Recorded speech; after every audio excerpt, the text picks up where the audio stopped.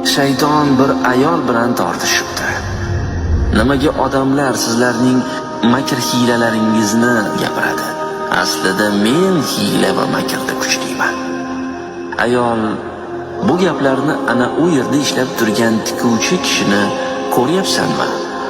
Shuni hozir vasvasa qilib xotinini taloq qildira olasanmi? Shayton albatta deb borib tikuvchiga har xil vasvasalar qila boshlabdi.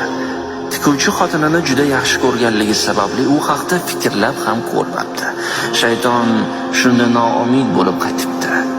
Keyin ayol, endi sen qarab tur. Ayol borib tikuvchiga debdi: menga eng chiroyli matodan bir narsa tikib bering.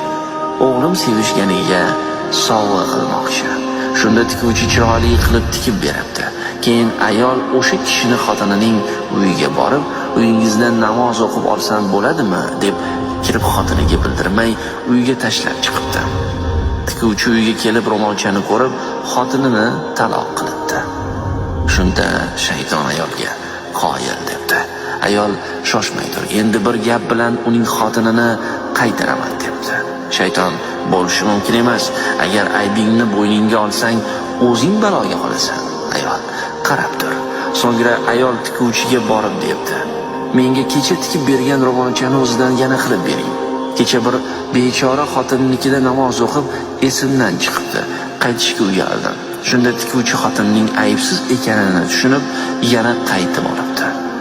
Shunda shayton aytibdi: men shogirdingizman xonim. Izoh: bu zarbul masal bo'lsa-da, haqiqati to'g'ridir. Qanchadan qancha taqvodorlar, olimlar borki, shaytonning hiyla nayranglaridan chiqib ketishi qiyin emas. Lekin ayol